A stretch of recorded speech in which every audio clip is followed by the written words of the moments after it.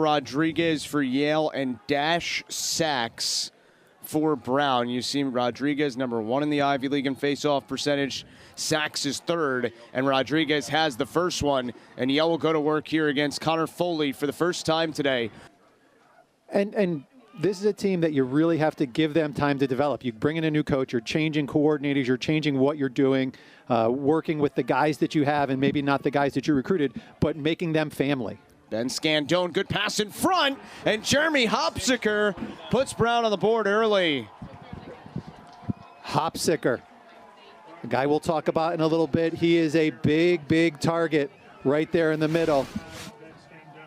A nice slide, draws the slide, and Hopsicker with that lefty right in front, fighting through a check and putting it past Conrad. A really unnatural thing for an LSM to kind of come down and play that close defense. They're really different positions. O'Kane, that's a low feed, comes all the way out to the top. Spencer Hughes swings it along. And it's Udo, good stop by Hugh Conrad. And Brown was closest to that. Older, the Bly brothers from San Francisco on this team. Wells Bly, pass to the middle. Hopsicker, stopped by Conrad. So a long possession there for Brown, Pat, but Yale's able to get the stop. McLean available that day. And Patrick Pisano checking in on defense for Yale. Came out of the box there. Ben Scandone cuts his way in, and he scores. Not a lot of room there, but Scandone makes it work, his 5th of the season, and it's 2-0 Brown. And Scandone taken one-on-one against Tristan Ghosh.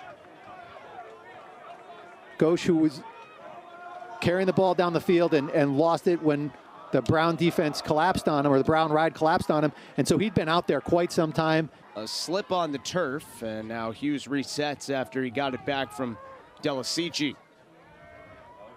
Brady O'Kane gives it up. Hughes walks into the shot, and Conrad makes a really good save. Conrad's doing a great job seeing those balls from the outside. And Brown doing a great job.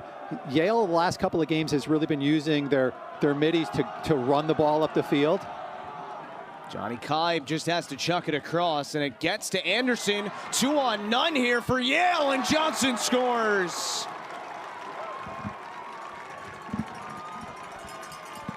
So talking about what Brown was doing to create this chaos for Yale on the clears, they were throwing a 10-man, but just all over the place. And you're seeing leaving 2 guys wide open behind the play. And once that ball can get down to an attackman, you've got a 2-on-0 with Foley. And as good as he is, he's not going to stop a 2-on-0. Yale just, they're going to play who they're going to fight through the last second of every game. They're going to fight through every game. And you know, this is not a terrible team. McLean picks his corner and scores. 14th of the season for Aiden McLean, and he sits just 5 points shy of 100 for his career. Brown definitely glad to have Aiden McLean back, and even with Patrick Pisano sliding there, just not able to get there and disrupt that shot. McLean with his hands free picks that low away corner. Beautiful shot from McLean. Brown was in the NCAA tournament, so it's not like it's been forever since there's been success for this program. Well, and if you look at what Brown did that season, they went on a 3-game run in the Ivy League to just light things up, and were just able to score. Yale went up there and got waxed when they went up in 2022. So this is a team with guys that can score. They're trying to beat him. They know just taking a high-to-high shot is not going to help. That just went flying at a Lions stick. It's going to stay Yale ball as John Torpy looks on.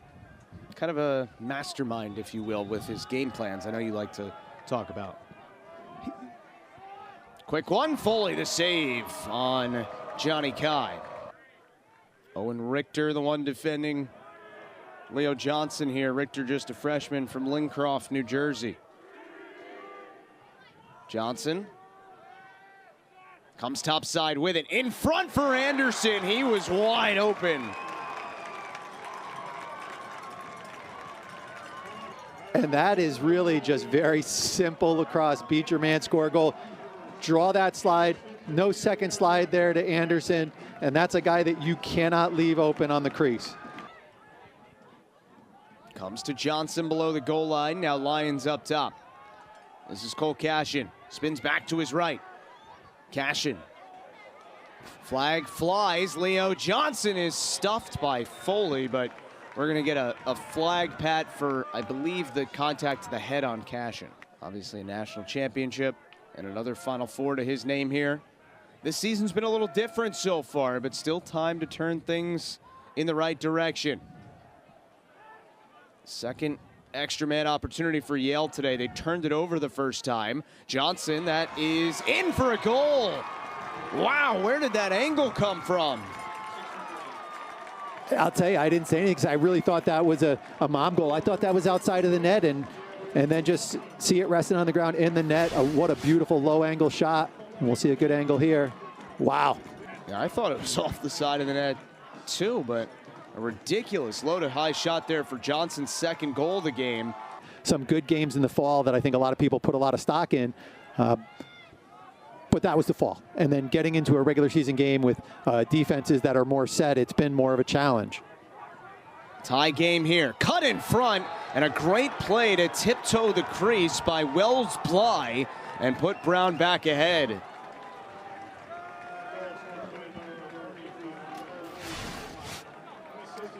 We see a little one-on-one. Bly just taking Carter Henry down, and Henry just needs to push, stay on that and try to push that a little bit below goal line extended. Great body control by Bly. He's always come in and gotten really kind of timely face-off wins, like that one. So here's David Anderson trying to find some space. He does, and scores! Second goal for David Anderson. David Anderson, not a guy you expect to dodge and initiate, but when he gets that one-on-one matchup, uses his back to create leverage and turn the corner there on Behan, and he's able to get right into the middle of the field and just hide a low past Foley. For Brown so far, 4 goals, 4 goal scorers. This is an airmailed pass from Wertheim, and another Brown turnover. So after they were, pretty good and disciplined to start this game, Brown has got a case of the turnovers here in the second quarter. Cashin walks into it and scores. First lead of the day for Yale comes on a howitzer from Cole Cashin.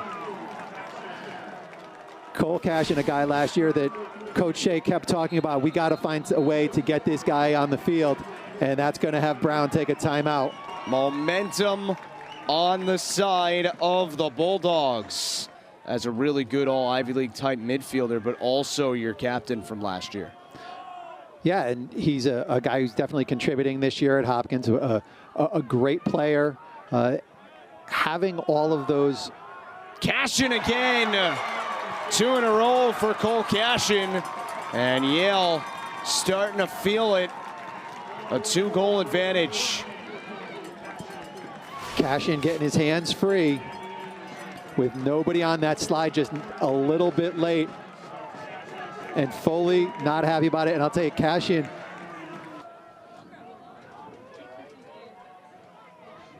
There's Bly.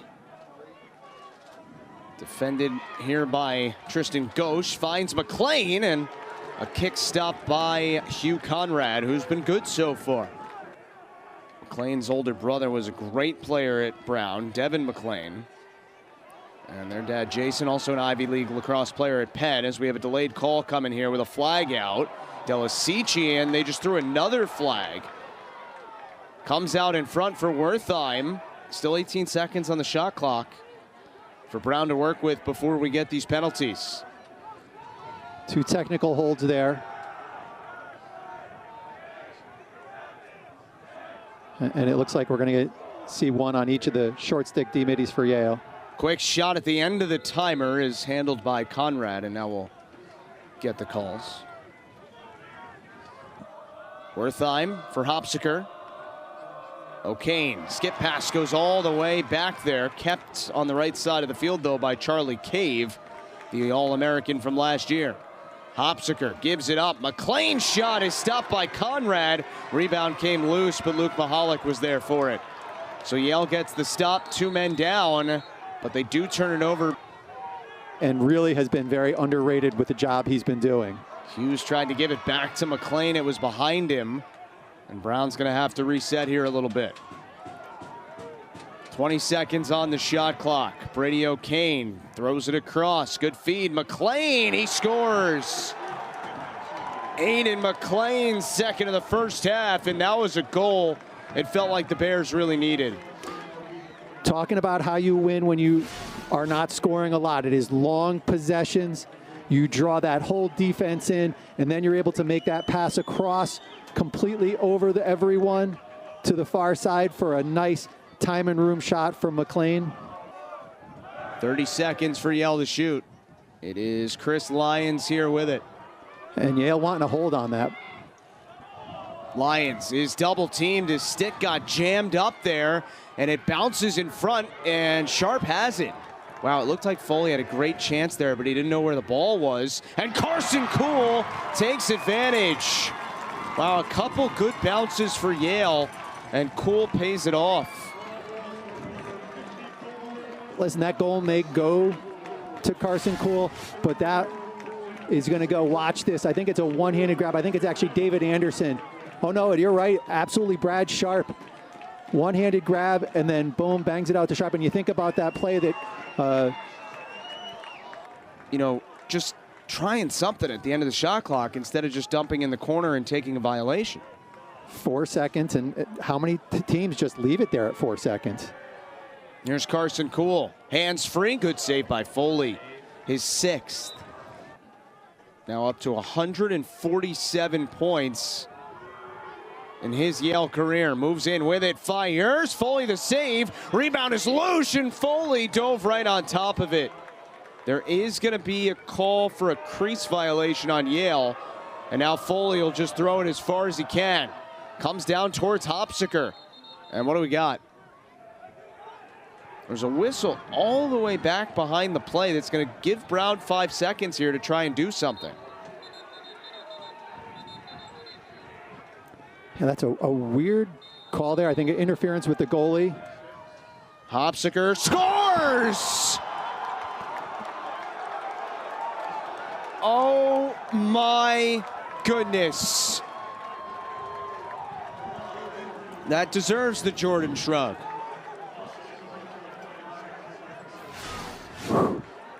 And that's one, you see Stuzen putting his hands there, but wow, Conrad has to have that one. Sachs able to pop this one forward. Here he comes, Dash Sachs, he scores! So if you go back to the goal right at the end of the second quarter, that's 2 goals in about 6.1 seconds of game time for Brown. Great win by Sachs. You know, those guys face off right-handed, but he gets that into his left hand and rips it right past Conrad. No slide to him. Leo Johnson had 2 goals and an assist. Cashin with a pair of goals. Cool had 1. And then Sharp and Krevsky each had assists. Brad Sharp, hands are free. That's a problem for Brown.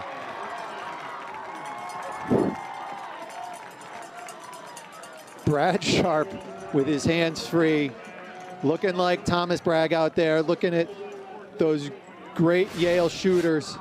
Look at the technique. The arms are back, transferring that weight, the torque of the body, and nothing Foley's going to do there, even though he sees it.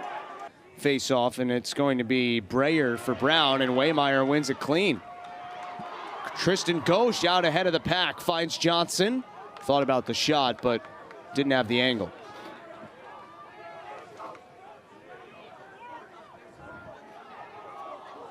Anderson, that is in! David Anderson is feeling it. And Foley got 99% of that shot, but 1% crossed the goal line.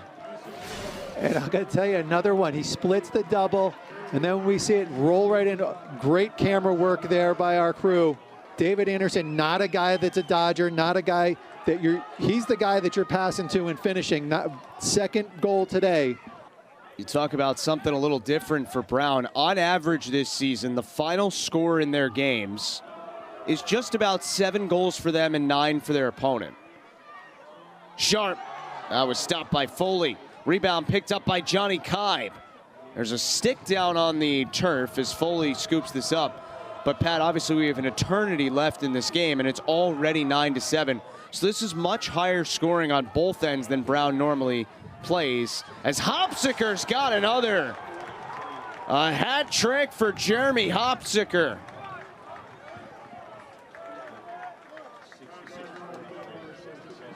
Brown playing fast, happy playing fast with Yale. You see that ball come across? It's been rain at points during the game. Close contests between these rivals. Brown looking for its first win at Yale since 2008, and they've got this game tied. Luke Delasicci's third goal of the season. He heard you mention that he's 5'7", 160. And he said it doesn't matter about the size of the fight and the dog, the size of the dog in the fight, it's the size of the fight and the dog, and he splits the defense right through 3 and takes the hit. Here's Worthon. Gets it back. Hopsicker, saved by Conrad. Comes all the way out to Pisano. In front of the pack, it's Cashin. He scores. Man down goal from Cashin. 10-9 for the Elis. And the big play by Patrick Pisano. Gets the ground ball and moves it. And a great play by there by Lyons, drawing all kinds of attention. Looking once he got above GLE, finds Krevsky. I'd love to see Krevsky throw a bounce shot there, try to put something in. Leo Johnson. Defender right on his back. Johnson, score! Holy cow!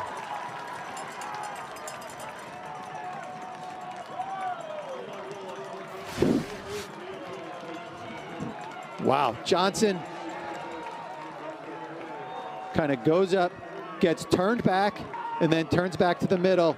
And before that defenseman can set up, it's already in the top corner. It's great to have those offensive possessions, but if you don't put one in the net, then it just builds that momentum for Brown. Here's Lyons, gets top side, and he scores!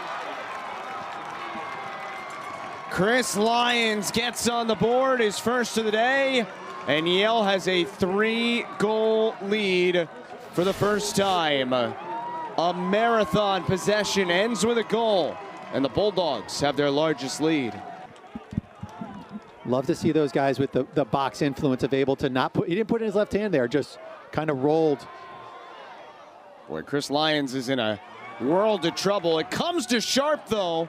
Foley makes the good save and tries to start the transition opportunity the other way. He was literally on his backside when he threw that pass, but quickly Yale's able to cause a turnover. It's just these marathon possessions that Brown's gotten stuck defending. They're doing a good job of handling the grind. This is not, they're not giving up easy ones. Anderson, what a shot. 4th of the day, 6 points for David Anderson.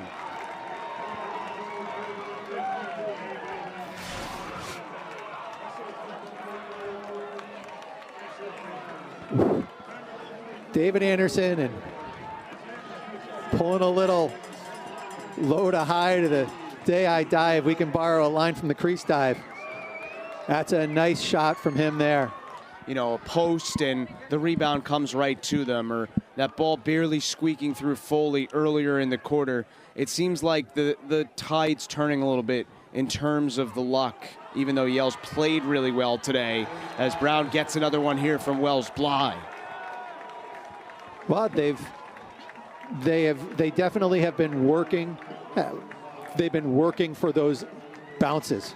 They've been hustling. You look at, and we're going to see Bly's play here again. A nice dodge and just getting low, getting it to his inside hand to get that shot. And Gauche, home run pass, and it was knocked away from Anderson. Here comes Brown again. Still time on the EMO. Cut to the net, and Conrad made the save. Just 2 seconds between the clocks. Scandone off the side of the net again.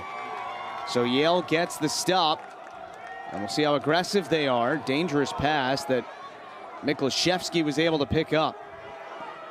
Conrad finds Krevsky.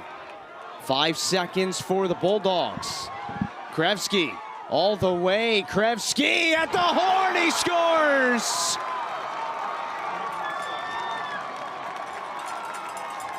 Captain clutch at the end of the third.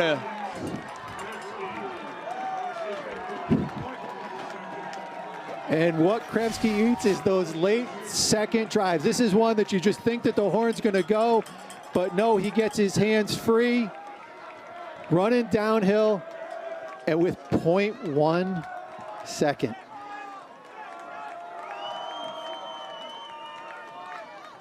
Wow.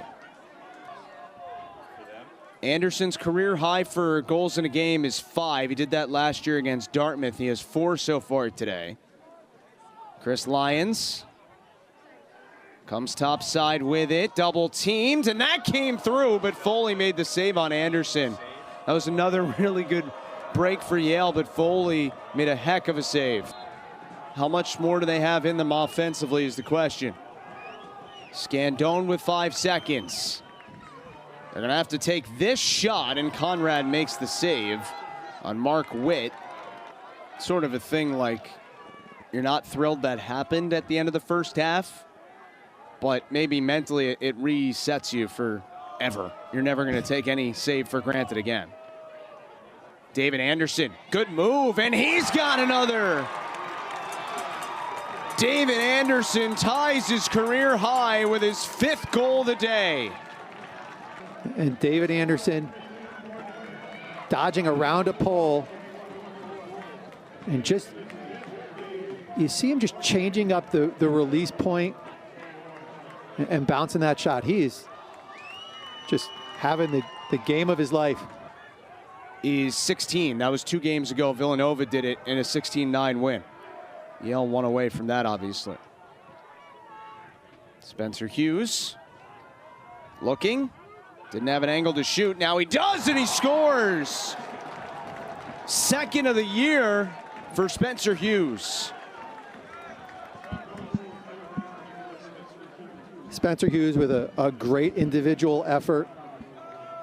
Gets the shorty and gets him down low, and Gauche thought he shot, kind of turned away from the play.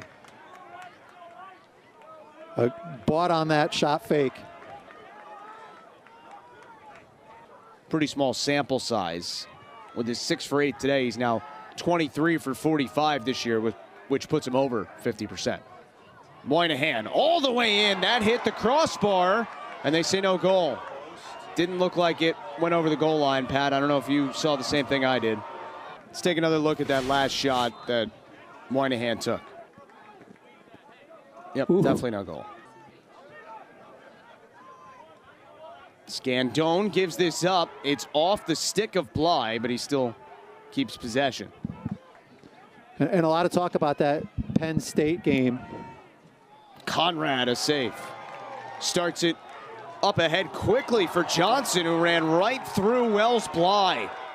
Has a lot of fight left in it, so it'll be interesting. We see Udo starting with the ball, but this is a game that Yale has to have.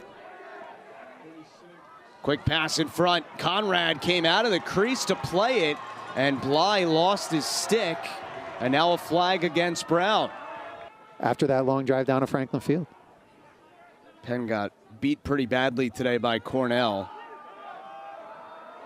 Here's Wells Bly. Gives it up. McLean, saved by Conrad, and he somehow got the rebound to Stuzen. Wow, that's pretty much everything. Larkin is a listen. Love listening to him on the Tailgate podcast. He's a great job, and he certainly takes a shot at Yale. So Brown was able to cause that turnover. We're going to have a delayed penalty against Yale. There's a flag down. McLean throws it to the middle. Quick shot, and they score. That was Ryan Behrens, the senior, with his first goal of the season. So 15-12 with 1:20 to go. Great play in transition there. A beautiful pass there from Aiden McLean. So that'll wipe out the penalty. Still not over. Crazier things have happened in this sport, that's for sure. That gets knocked away, though, and Miklaszewski picks up the loose one. Threw it away nearly, but it bounces to Conrad. And the Bulldogs are going to get the much-needed win that they were searching for against a Brown team that was coming off a huge victory last week. Flag thrown there as Anderson got blown up. And now more flags being thrown. And that one's going to be on Krevsky because he rolled over to Owen Richter, who had taken the penalty, and kind of clapped him up for taking the penalty there. Yeah, hopefully they can continue to heal. We haven't seen Pisano a lot in the second half, but if they can heal and really kind of improve things, get some of their guys back in defensively on that side of the field and settle things down, it'll make that Penn game a little bit smoother. Miklaszewski throws it all the way down, and that will wrap things up. 15-12 is your final score.